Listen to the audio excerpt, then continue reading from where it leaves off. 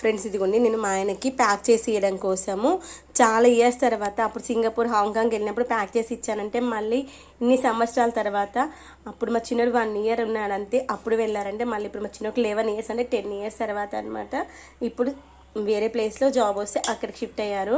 అక్కడ ఉండడం కోసం అక్కడ మన ఇంట్లో హోమ్ ఫుడ్ లాగా ఉండదు కదా, హోటల్లో ఉన్న హాస్టల్లో ఉన్న, అందుకని అయితే దానికోసం నేను ఈరోజు అయితే టమాటా పచ్చడి చేసిస్తున్నాను. చికెన్ పచ్చడి చేసిస్తా అంటే వద్దులే అన్నాడు, అందుకని ఇంకా ఫోర్స్ పైన టమాటా పచ్చడి చేసిస్తున్నాను. ఇంకా పల్లీల పౌడర్ చేస్తున్నాను అన్న విషయం తెలియదు.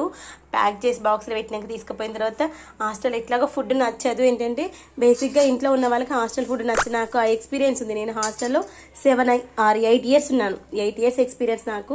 హాస్టల్ ఫుడ్ ఎలా ఉంటుంది, మనము ఇంట్లో ఇంకా చిన్నప్పుడు ఇంట్లోనే ఉండి ఇంకా బయటకు ఒకసారి వెళ్తే ఇంకా చాలా కష్టం.